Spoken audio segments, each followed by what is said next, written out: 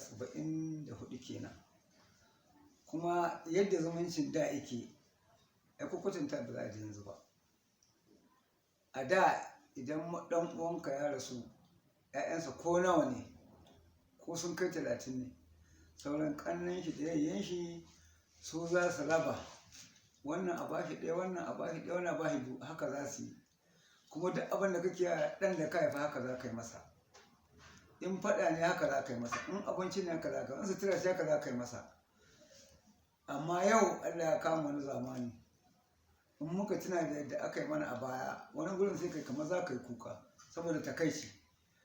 Baka isa kai wa ɗan ƙanan ka faɗa ba, ko ɗan wan ka faɗa ba. In ma bai yi magana ba, matar ce za ta kama tsiya tana zage-zage. Kaga ba tarbiyya.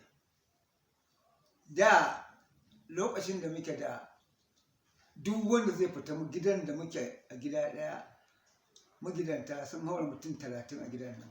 Amma kullum da safe sai mun zauna, sai an zauna a gidan, a ƙofar ɗakin mai gidan. Kowa da safe ya zo gaida shi. In tafiya gona za ka yi an sani, in unguwa ka tafi an sani. Kuma baka isa ka kwana ɗaya a gidanku wani baka je ka gaida wani ba. Kaga tarbiyyar mu ta da kenan. Kuma duk lokacin da wani abu ya faru, idan talauci, ɗan uwanka yana da talauci, kai kana da wadata, ba za a gane ba. Idan lokacin da yake doya ne, ba bugu ake yanzu na leda ba, da mai ne za a zuba a rumbuna a yi cushe, za a sa kwando a yi wato tsiya, a zo in an yi wato tsiyan nan ka ba matarka, ka ba matar ɗan uwanka da ba shi da shi, har a kaka ta yi ba za a gane ba. Amma a yanzu a zamanin da muke ciki, zai wahala ka ga mutum ya ga ɗan uwansa yana cikin wahala. Taki, abun banzan nan, taki ba za ka iya taimakon ɗan uwanka da shi ba, kuma ga kana da shi. To kaga tarbiyyar da ko kusan haɗa su ba za a yi yanzu ba. Matasa yanzu su aka sa a gaba, amma kuma su suke nema su koma baya. Idan fitina ta taso, su za a tura. In samu ya zo, ba za a sa su ba. Kuma har yanzu ba su gane ba. Suna nan dai suna bin waɗanda suke da wadata. Ko yanzu a yadda muke a gidanmu, amma har yanzu mu canza ba. Akwai an ɗan samu saɓani ba irin da ba, amma dai a ni nan da nake magana, ni ne mai unguwa a gurin. Amma duk ɗan da ya taso zai wani abu, in mai tsawa zai bari. Mu ce ba haka iya musu kai ba. A haka muke har yanzu. A yanzu dama yadda muke da can mun kai mu 6, amma yanzu a lokacin da akwai Ibrahim Lungu, akwai Ezekiel, to da akwai shugaba abokina da ba ma rabuwa, zai iko da ana yi da nasa. Yanzu ya rage mana daga ni sai Sama'ila, sai Shamu, sai Bala. To amma duk da haka, in dai muka zo muka gindaya abu, ko ba su so don za su haƙura. A yanzu nan daga wani kes ɗin nake, saboda an yarda da abin da zan ce tsakanin manoma da makiyaya. Aka fara kayaniya, na ji na ce ba haka za a yi ba.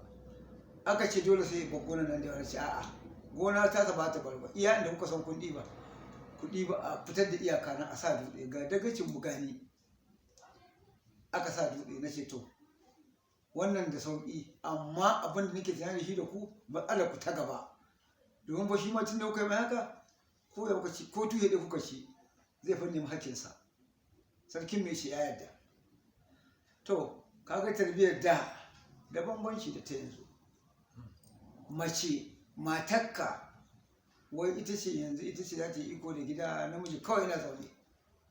Amma mu da in ɗaya za a bayas, da daman mu wani suka yi aure ba su ga 'yan matan ba. Sai dai a ce ai ɗan wajen wani za a ba 'yan wajen wance, kawai shi kenan. Ko ka sha nonon su ko ta sha naku, a ce an gama. Wani ba za ka fi zuwa ɗaya ka ganta ba, a haka kuma za a zauna. Amma yanzu Allah ya kawo lalataccen zamani, wai sai ka ce ɗaka yau ta zaɓa, ta kawo maka wanda take so.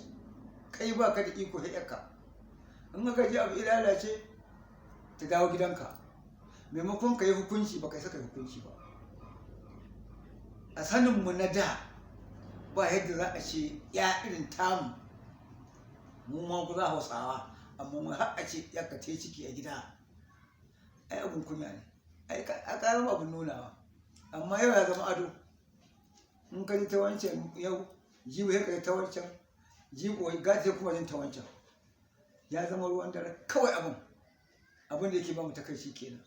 In ka tuna da abin da ya fito baya da yanzu, ai ko kwatanta ba za a yi ba. Muna da tarbiyyar mu kyakkyawa, amma mu san inda muka samu wannan gurɓatacciyar tarbiyya ba.